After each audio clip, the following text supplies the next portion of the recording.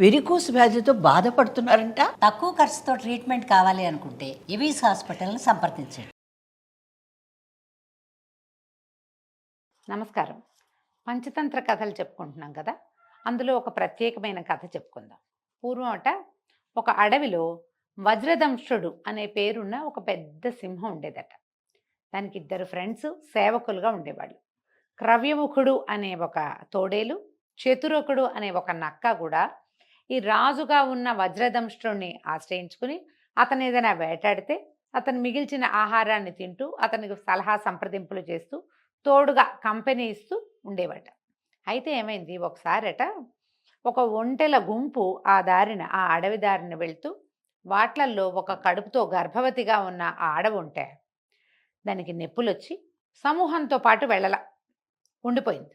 అడవిలోనే ఉంది, నిదానంగా నడిచి వెళ్తూ ఉంటే ఇది ఆహారంగా పనికొస్తుందని భావించినటువంటి క్రవ్యముఖుడు, చతురకుడు 2 కలిసి వజ్రదంష్ట్రుడిని ప్రేరేపించిన ఒక ఒంట వచ్చింది. దాన్ని కొడితే బ్రహ్మాండమైన ఆహారం, ఒంట మాంసం రుచిగా ఉంటుందనేసరికి ఈ వజ్రదంష్ట్రుడు అనే సింహము ఎక్కువ వేటాడే పరిశ్రమ లేకుండా సులువుగా దొరుకుతుందని ఆ ఆడ ఒంటని కొట్టిందట.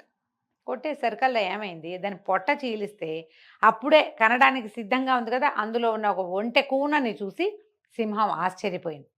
ఒంటె పిల్ల ఉంది, పొజ్జలో ఉంది, ఇంకా కాసేపట్లో బయటకు వస్తుంది. అది దాని ఒరిజినల్ మార్గంలో రాకుండా ఈ సింహము, తోడేలు, నక్క పొట్ట చీల్చటంతో బయటకు వచ్చేసింది అనమాట. ఆశ్చర్యపోయిందట సింహం.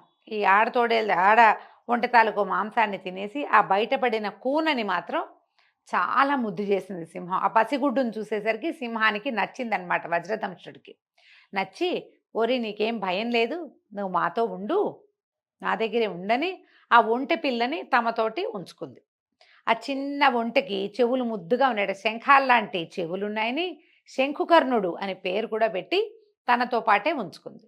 ఆ శంఖుకర్ణుడు ఈ వజ్రదంష్ట్రుడు ఎక్కడికి వెళ్తే అక్కడికి వెనకాల పడి తిరుగుతూ వాళ్ళతో పాటే ఉండేది. క్రమంగా యవనావస్థకి వయసు పెరిగింది, అది పెద్దదైంది. ఒక 3, 4, 6 నెలలు గడిచేసరికి ఇంతున్న పిల్ల పెద్దదవదా, అలాగే అయ్యింది. సరే, ముగ్గురు కలిసి తిరుగుతూ ఉండేవాళ్ళు. ఈ తోడేలుకి, నక్కకి ఒంటె మాంసం మీద రుచి ఉన్నప్పటికీ రాజుకి పరమ ప్రీతి అవడం వల్ల ఈ శంఖకర్ణుని అవి ఏమీ చేసేవి కాదు. అది కూడా ఆ గడ్డి తింటూ, ఆ చెరువుల్లో నీళ్లు తాగుతూ, వాళ్ళ ముగ్గురు మాంసాహారం తింటుంటే తను శాకాహారం తింటూ వాళ్ళ వెనకాలబడి తిరుగుతూ ఉండేది. కొన్నాళ్ళు అయ్యాక ఏమైంది, ఆ అడవిలో ఒక మదోత్కటం అనే ఒక పెద్ద ఏనుగు ఉందట, ఒక గుంపుకి రాజు.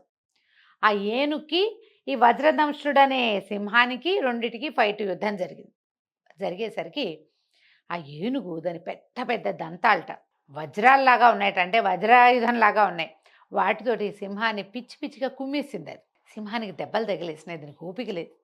బతుకు జీవుడా అని పారిపోయి వచ్చేసింది. పారిపోయేసరికల్లా ఒక 3, 4 రోజుల పాటు ఒళ్ళంతా నొప్పులుగా ఉన్నాయి. అది ఆహార స్వీకారం చేయలేదు, దానికి ఓపిక లేదు. ఓపిక లేకపోతే మరి అది ఆహారం అది కొడితేనే ఈ 2 జంతువులు తింటాయి, తోడేలు, నక్క. ఈ తోడేలు, నక్క ఏమనుకున్నాయి, ఎలాగైనా రాజుని ఈ కుర్రాన్ని శంఖుకర్ణిని కొట్టేలాగా చేయాలనుకుని కాసేపు డిస్కస్ చేసి ఏం చెప్పినాయి, అలా కాదండి, వాళ్ళంతటా వాళ్ళు ఒప్పుకుంటే ఎవరినైనా మనం ఆహారంగా తీసుకోవచ్చు, మీరు వేటాడే చేయక్కర్లేదు, శంఖుకర్ణుడికి మేము అర్థమయ్యేలాగా చెప్తామని ఆ శంఖుకర్ణుడికి ఏమన్నారు, ఒరే నువ్వు భలే తెలివైన వాడివి, నీకు చూడు, నీ దగ్గర ఒకటి తీసుకుని నీకు 2 ఇచ్చారనుకో వడ్డీగా, ఎంత లాభం అంటే లాభం అన్నాడు శంఖుకర్ణుడు. ఎవరైనా సరే రూపాయికి 3 రూపాయలు ఇస్తే మనకు లాభం కాదు, నీ దగ్గర నువ్వు రూపాయి ఇవ్వు, నేను నీకు 3 రూపాయలు ఇస్తా అంటే అనేసరికల్లా ఈ శంఖుకర్ణుడు అన్నాడు, అంత వడ్డీ వస్తే చాలా మంచిది, చెప్పండి ఏం వడ్డీ ఇస్తారో, ఎలా ఇస్తారో చెప్పండి అంటే వీళ్ళు ఏమన్నారు, క్రవ్యముఖుడును, చిత్రకుడు, నువ్వు కంగారు పడకు, నీ ఒంట్లో నుంచి ప్రభువుకి ఆకలిస్తోంది, ఇంత మాంసం ఇవ్వు, ప్రభువు నీకు 2 మాంసాన్ని ఇస్తాడు అనేసరికి ఇది మాంసం నేనేం చేసుకుంటాననుకోలేదు, దాని తెలివి తక్కువతనం అనమాట ఆ ఒంటె, ఆ శంఖుకర్ణుడు. అదేమంది, తప్పకుండా నాకేం అభ్యంతరం లేదు, 1కి 2 లభించటం మంచిది, మన ప్రభువు చాలా గొప్పవాడు, కానీ ఈ వ్యవహారంలో ధర్మదేవతని మధ్యలో పెట్టండి మరి అంటే, సరే ధర్మదేవతని సాక్ష్యంగా పెట్టుకుని నీ దగ్గర 1 వంతు మాంసం తీసుకుని నీకు 3 మాంసం ఇచ్చేటట్టుగా మేము రాజును ఒప్పిస్తామని చెప్పిన తర్వాత రాజు దగ్గరికి తీసుకుపోయి మీకు బాగా దెబ్బలు తగిలినాయి, మీకేమో ఓపిక లేదు, శంఖుకర్ణుడు మీకు ఓపిక కోసం, మీకు ఆకలి తీరటం కోసం తన మాంసం ఇస్తానన్నాడండి, అతను ఇచ్చిన మాంసానికి రెండింతలు అంటే మొత్తం 300 మాంసాన్ని మీరు ఇవ్వాలి మళ్ళీ. దీనికి ధర్మదేవతని మేము సాక్ష్యంగా పెడుతున్నాము. మీ ఉద్దేశం ఏమిటండి అని అడిగారు. ఈ వజ్రదంష్టుడికి కొంత బాగానే అర్థమైంది. సరే ధర్మదేవతని మధ్యలో పెట్టండి మరి. ధర్మం ప్రకారం శంకుకర్ణుడికి ఇచ్చేస్తాం మాంసం అని చెప్పింది. ఎప్పుడైతే రాజు ఒప్పుకున్నాడో ఈ శంకుకర్ణుడిని కొట్టడానికి, ఈ క్రవ్యముఖుడు అనే పేరున్నటువంటి తోడేలు, చతురకుడు అని పేరున్నటువంటి నక్క రెండు కలిసి చెరో పక్క నుంచి మీదపడి ఈ శంకుకర్ణుడి పొట్టని ఇష్టం వచ్చినట్టు చీల్చేశారు కల్లా పడిపోయాడు శంకుకర్ణుడు. ఏముందండి, ఒంటె ప్రాణానికి ఎంత, పొట్ట చీల్చంగానే చచ్చినంత పని అయిపోతుంది. అది కాస్త గుడ్లు తేలేసి కింద పడిపోయింది. కింద పడంగానే ఈ రాజు వజ్రదంష్టుడు అనే సింహం ఏమందంటే, ఓహో చాలా బాగుంది, ఆహార స్వీకారం చేయొచ్చు, నేను కొంచెం స్నానం చేసి కాస్త దేవతార్చనని ముగించుకొని వస్తాను, మీ ఇద్దరు ఈ శంకుకర్ణుడికి కాపలా ఉండండి అని సింహం వెళ్ళిపోతే క్రవ్యముఖుడు చతురకుడు ఇద్దరు నుంచున్నారు. ఈ చతురకుడు కనిపించింది, ఈ ఐడియా నాది, ఈ శంకుకర్ణుని పడగొట్టచ్చు అనే ఐడియా నేను ప్లాన్ చేసి నేను క్రవ్యముఖుడికి చెప్పి మేమిద్దరం కలిసి రాజుగారి దగ్గర వర్కౌట్ చేస్తే ఇప్పుడు రాజు మొదటి తిని మేము తర్వాత తింటే ఎట్లా? ఒకటి. రెండోది 3 భాగాలు ఎందుకు అవ్వాలి? ఇది రెండో పార్ట్, ఇది 3 పార్ట్స్ అయిపోతుంది. ఒకటి చూడండి, సింహం తినేస్తుంది, లయన్ షేర్ అంటాం. సింహాన్ని ఏమంటాం మనం? సింహభాగం అని చెప్పుకుంటాం తెలుగులో. ఇంగ్లీష్లో లయన్ షేర్ అంటారు. అంటే బిగ్గెస్ట్ షేర్ లయన్ది, సింహాన్ని. 2 భాగాలు మిగులుతాయి, అందులోంచి మళ్ళీ దీనికి భాగం ఇవ్వాలి, ఎలాగైనా ఇది మొత్తం మనమే తినాలని చతురకుడు ఆలోచించి ఏమంది, ఓ క్రవ్యముఖుడా, నీకు అసలు ఆకలిస్తున్నట్టుంది, నీకు అసలే ఆకలికి ఆగలేని ప్రాణం, ఏదైనా కొంచెం తినేసి రాజుగారికి నేను ఏదైనా చెప్తాను అని చెప్పింది. చెప్పేసరికల్లా క్రవ్యముఖుడు అనుకున్నాడు, ఓహో రాజు వేరు, మేమిద్దరం క్లోజ్ ఫ్రెండ్స్, ఈ చతురకుడు నన్ను కవర్ చేస్తాడనుకుని గబగబా ఆ ఒంటె శరీరంలో మొహం తుడిచి గుండెకాయ పార్ట్ తినేసాడు. ఈ లోపల సింహం ఏమైంది, స్నానం చేసి దేవతార్చన ఏం చేసుకుంటుందో సింహం, అదేదో అర్చన ముగించుకుని వచ్చేసరికల్లా దగ్గరకు వస్తే ఏముంది, ఆ ఒంటె తాలూకు గుండె పార్టులో బొరియ పెట్టుంది, దాని పొట్ట ఆల్రెడీ చీల్చబడింది, పొట్టలోంచి దీనిలా గుండె తినేసింది. పిచ్చి కోపం వచ్చేసింది ఈ సింహం పెద్దగా గర్జించింది, ఎవడ్రా దుర్మార్గుడు, ఇది ఒంటె శరీరంలో శంకుకర్ణుడి యొక్క గుండెని తిన్నవాళ్ళు ఎవరు, వాళ్ళు అంతు చూస్తాను నేను అనగానే క్రవ్యముఖుడికి ఉలుక్కుపడ్డాడు, భయం వేసింది.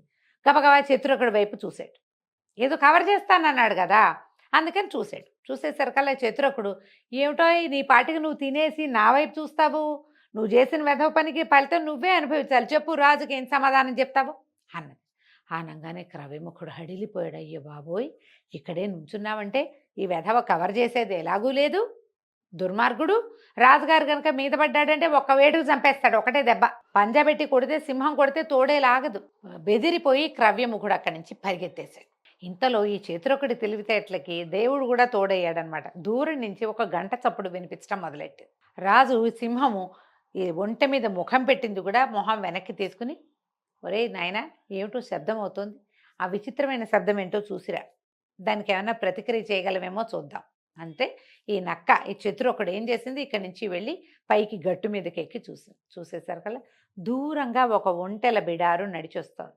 వాళ్ళు ఏం చేశారంటే మొదట ఉన్న ఒంటెకి మెళ్ళలో ఒక గంట కట్టారు, ఆ బిడారు తలుగు మొదటి వెంటకి. దాని టింగ్ టింగ్ శబ్దం వల్ల వాళ్ళు ఎక్కడున్నారో వాళ్ళ ఫ్రెండ్స్కి లేదా తర్వాత బిడారు వాళ్ళకి తెలుస్తుంది, వాళ్ళ ప్లాన్ అది. కానీ నక్కకి చూడండి, తెలివిగల వాళ్ళకి ఇంత దొరికితే చాలు, దాన్ని పెంచేస్తాయి. అదేం చేసింది, చకచక పరిగెత్తుకొచ్చి, ప్రభు ఇంకేముందండి, కొంప మునిగింది, మీరేమో ఒంటెను గుట్టిచ్చేశారు మాతోటి, యమధర్మరాజుకి విపరీతంగా కోపం వచ్చింది, వాహనమైనటువంటి ఒక పెద్ద ఒంటెని పంపించాడు, అది గంటలు కొట్టుకుంటూ వచ్చేస్తోంది మీకోసం, మీరు ఒంటెని కొట్టారు కాబట్టి ఒంటెని మీ మీదకి పంపించాడు యమధర్మరాజు, మీ ఇష్టం అండి అన్నాడు. అనగానే భయం వేసింది సింహానికి, అయ్య బాబోయ్, ఈ ఒంటెని చిన్నప్పటి నుంచి పెంచి దీన్ని కొట్టేశానని, దానికి చావు ముంచుకు రాకముందే నేనే చంపేశానని యముడికి కోపం వచ్చింది, ఇప్పుడు ఈ గంట మోగించు ఆ శబ్దం వస్తోంది, వాడు వచ్చి మీద పడతాడో ఏమిటో అని చెప్పి ఒక్క దౌడు తీసింది అక్కడి నుంచి. సింహం కూడా పరిగెత్తగానే, ఒంటెలు ఏం చేస్తాయి, ఒంటెలు ఏమీ చేయలేవు, వాటి దారిని పోతాయి కూడా.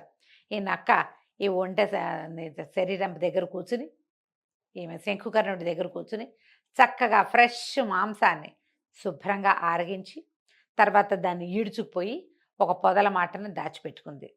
తెలివితేటలతోటి ఇతరులకి ఆహారంగా ఉండవలసింది లేదా ఇతరుల వల్ల పంచుకోవాల్సింది అయినటువంటి ఆహారాన్ని తనొక్కటే తినే ప్లాన్ చేసుకుంది. తెలివిగా ఇలా చేయాలి, మాంసం తింటామని కాదు కథ. ఏదైనా సరే ప్రతిసారి ఒక స్పాంటేనిటీ ఉండాలి. మనది విజయం అవ్వాలంటే మనకి ఎంత స్పాంటేనియస్గా ఆలోచనలు వస్తాయి, ఎంత బాగా వాటిని ఇంప్లిమెంట్ చేస్తాము అనేదే చాలా ముఖ్యమైనది. ఇప్పుడు ఇందులో నక్క కన్నింగ్ మనకు తెలుసు, కథలో కూడా అదే కనపడుతోంది కదా. కన్నింగ్గా ఉండాలా, కన్నింగ్నెస్ కరెక్టా అని ఒక ప్రశ్న వస్తూ ఉంటుంది మనకి. అప్పుడప్పుడు కన్నింగ్గా ఉండొచ్చు, కన్నింగ్గా ఉండాలి కూడా. ఇలా కూడా మీరు యాక్ట్ చేయాలని రాజకుమారులకి చెప్పటం కోసమే విష్ణు శర్మ గారు ఈ కథని తెలియజేశారు. అంటే ఏ పరిస్థితి వచ్చినా దాన్ని తనకు అనుగుణంగా మార్చుకోవటం. ఇందులో వాళ్ళని మోసం చేయటము, కన్నింగ్గా బిహేవ్ చేయటము అనేది కాదు ప్రధానమైనది. ప్లాట్ అది కాదు ఈ కథలో. పరిస్థితిని తనకు అనుగుణంగా మలుచుకోవటము. అక్కడున్న గంటని సింహాన్ని బెదిరించడానికి వాడేసుకుంది నక్క. అది సహజమైన స్వాభావికమైన శబ్దం కదా. ఎప్పుడు కూడా పరిస్థితిని మనకు అనుగుణంగా మార్చుకోవటం ఎలా అనేదే ఆలోచించిన వాడు, ఆ విషయమే ఆలోచిస్తే వాడు గెలుస్తాడు. అంతిమ విజయం వాడిదే అవుతుంది. బాగా ఆలోచించండి, మెదడుకి పదును పెట్టండి అని చెప్పడం కోసం ఈ కథ చెప్పబడింది. కథ కంచికి మనం ఇంటికి.